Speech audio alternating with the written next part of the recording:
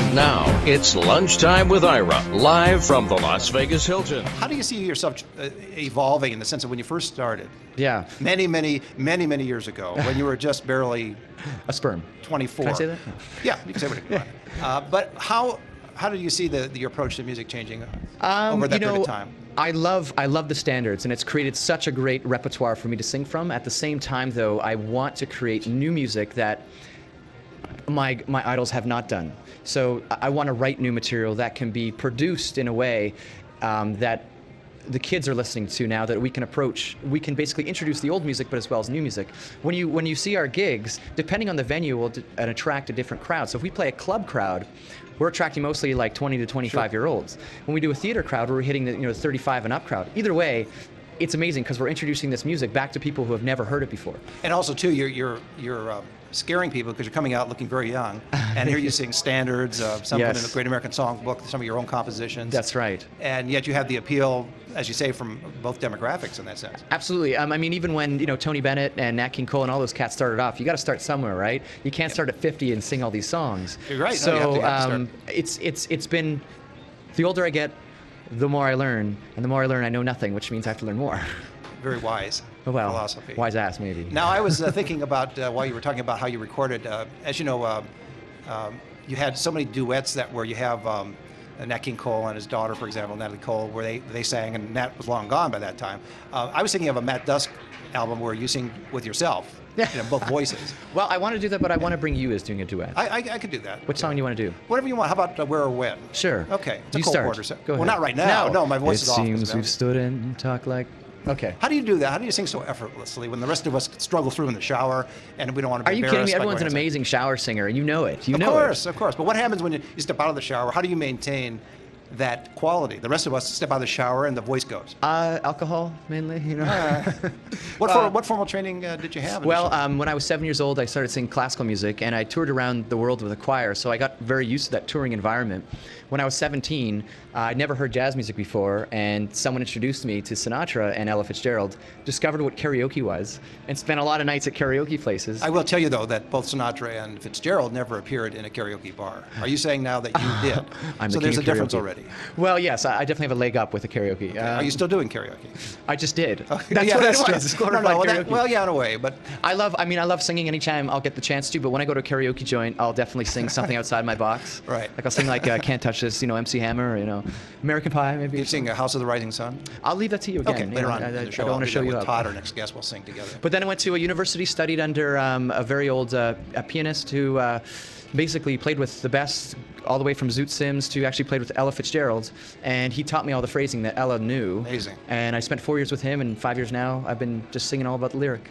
But you do it, go back to what I said, you do it effortlessly. Does that just come from the natural talent or training or a combination? It comes through experience. It's like if you keep on doing something over and over again, you get comfortable. For me, the performance is the most euphoric thing. I mean, I often say that it's one of the best things in life that you can do is to go on stage and to perform, because it's a communication process where if your audience digs what you're doing, there's nothing more enjoyable when an audience can communicate back to you what they're enjoying you communicating to them. So it's a very kind of spiritual thing for me. No, that makes sense. In the band that backs you, oh, they're great. When you're going on tour, as you are about to launch this CD, is the same band going with you at all Always stops? The same band. We've been together now for 3 years. We've been playing all the way since the casino television show. And what I love about them is not only great musicians, but our house on the road is literally 200 square feet for 7 people. We sleep on a bus. So you have to be very, very conscious of each other and try not to steal each other's food too much. And just, no, that makes sense. Now, do you invite the audience to come on the bus and watch you perform there, or do you actually have to go into a theater or a venue? Well, it depends what you mean by performing. Well, I was just thinking, you could just bring the bus up to people's homes, in a neighborhood, say, hey, come on the bus, we'll perform, we're launching the CD. Hey, you know what? If there's free food, that's why I came to your show, because there's lunch. Yes, absolutely. All of our guests have lunch with us. Perfect. Exactly.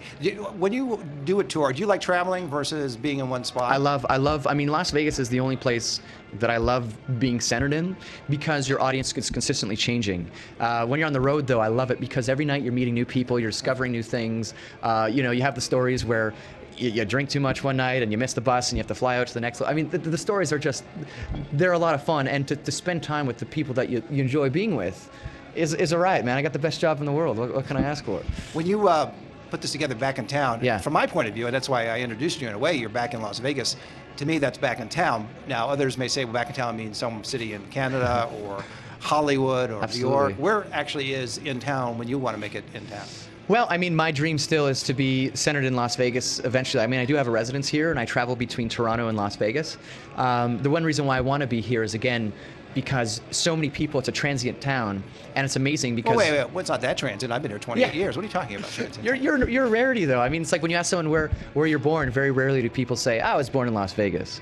All right, on that. Do you know what I mean? And a lot of tourists come through who have never been introduced to your music before, who might hear the buzz and say, hey, love to come down and love to share in it. And you know what? It's like, come on, all my idols lived here. You know, Sinatra, you know, Dean Martin, all those cats were here. So I kind of want to keep going with that whole tradition as well. Can you confirm the rumor that you actually changed your name? Your real name is Frank Sinatra. You changed it to Matt Dusk because you just didn't want to have to deal with the legendary Sinatra. My name is Frank Sinatra, actually. Yeah, and decided to go Matt Dusk. Yeah, no, that makes sense. Is that your actual given name, Matt Dusk? My first given name is Matthew Aaron. It's a double name, hyphenated, but no one calls me that except my mom when I'm in trouble. Yeah, of course. You know, like They Matthew always- Aaron. yeah, It's so like both so names. everyone just calls me Matt Dusk. That's my name.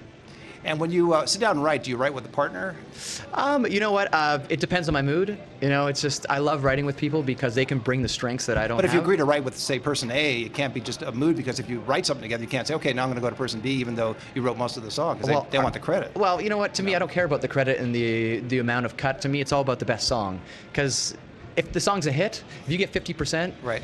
it's still a lot of money. I'd rather have 50% of $1 million than 100% of nothing. And as long as it's a great song. You want to do a duet? Is that what you're A saying? little bit later. Yes, Yeah. in our fourth segment. Okay. Okay, I'm going to put you on the spot. Okay. All right, let's do a duet. No, I can't, because my voice is off because of allergies. But I'm going to put you on the spot. Name your top 3 songs. And not necessarily from the album, but your top 3 songs. That I love to sing. And then, then you can give me the top 3 songs in your album. You know, I still to this day love the song My Way. I'm not really that old enough to sing it with conviction as of yet, but it's one song that I absolutely want to record as time goes by. I remember the first time I ever saw, you know, the Casablanca, the movie, I was just totally taken back from it. And then it's, you know, you're asking me a weird question, though. It's like... No, it's not. It's a legitimate question. Well, do you like chicken or do you like ice cream? You know, No, it's a legitimate question, because I asked it. And then I said the third song I would love to perform would probably be like Mac the Knife. I mean, the classics are what I dig. They are, sure. On my album, my yeah. favorite songs are Back in Town, the title track, All About Me. It's our first single. And probably As Time Goes By. You know, I love those. When you sing some of the classic ones, such as Time Goes By, do you get into a mental state where you take yourself back into a certain time or place? Are you thinking of the movie? Are you thinking of what goes on when you're Well, doing that? as soon as, like I said, for me, song is like sex. You know, it's just very loving. I absolutely get really So into you the want to mood. sing a song with me?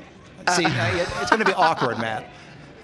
Wow, okay, that was good. I like that. yeah. I like that. I pay attention to what you say. Yeah, careful. Yeah, absolutely do get into the mindset, and it's a very romantic song. So when I'm singing to somebody, I'm thinking of her while I'm, you know, like, baby, love is what I'm singing to.